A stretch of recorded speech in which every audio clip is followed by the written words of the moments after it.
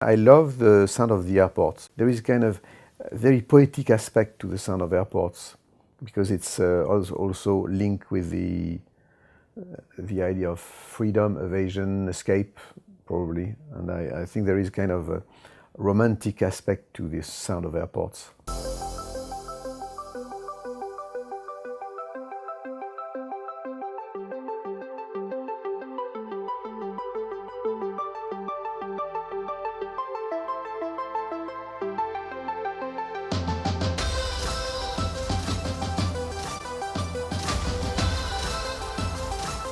My new album is quite special. It's something I had in mind for quite a while.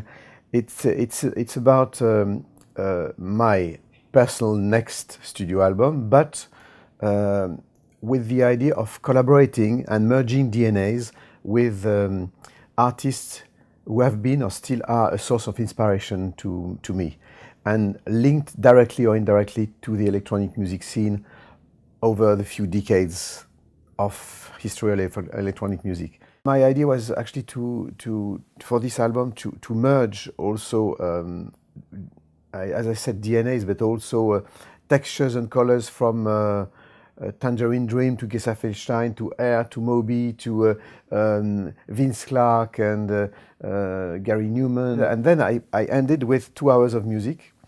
And I said to myself, okay, I had to divide this project in 2 parts, a little bit like Kill Bill 1 and Kill Bill 2. This is the same project, but part 1 is going to be released in October, and part 2 in April 2016.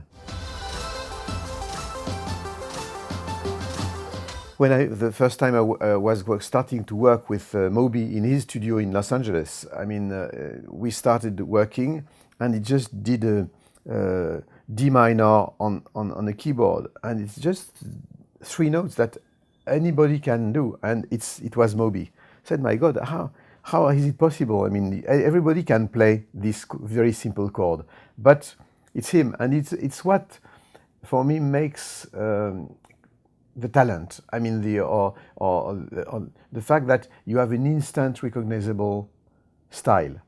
And all of these collaborators, if you take Moby or Air or Fuck Buttons or even some remix I've done with people such as Steve Angelo or Laurie Anderson or Tangerine Dream, they all have a specific style, instant recognizable style.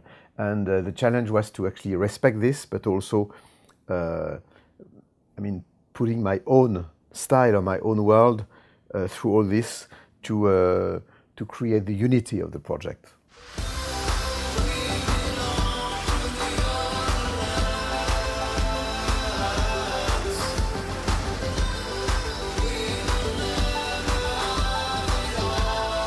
My favorite sound is probably a sound that I could make with the VCS3, the AKS of VCS3, all this kind of very ring modulator type of sound, and which is not necessarily a sound with a precise note, but something really processed. I love also the sound of the wind. I love also the sound of a big fat electric guitar, distorted electric guitar like you have. It depends.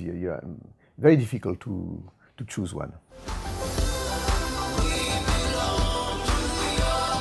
I mean, the first sound I would recall would be when I was a child. I was going to very often for holidays to my grandparents in Lyon, in my hometown, and they were living. They had an apartment in front of quite a big square where circus used to go and perform, and I remember this very specific sound of the circus.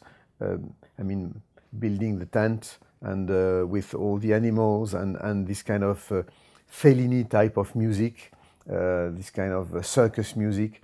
I think this is the first sonic or audio atmosphere that I can remember.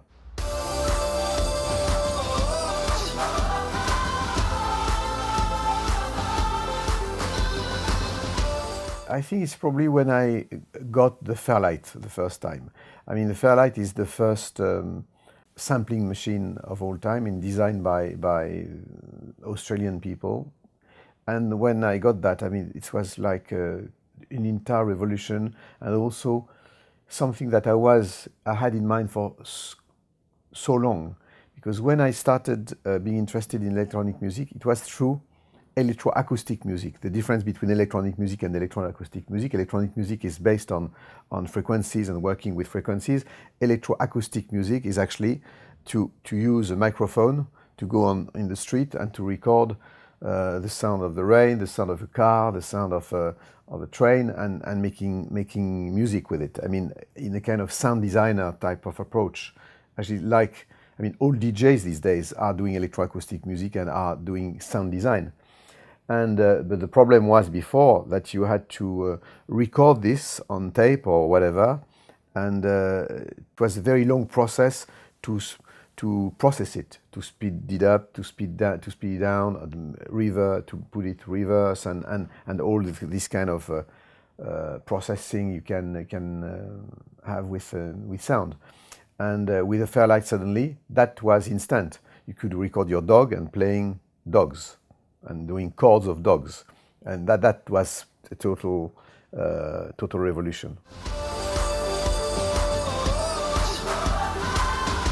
My favorite piece of equipment is hard to describe if I'm not starting at least to get a kind of top 10 or something like that. But one is, if I had one, I think that would be the first synthesizer I ever got, and it is the VCS3 Putney, like the AKS, from this first analog monophonic synthesizer from the UK. It was the first synthesizer I purchased, and it's still working. And almost as a ritual, I'm always using it for everything I'm doing. Almost like a kind of superstition, maybe.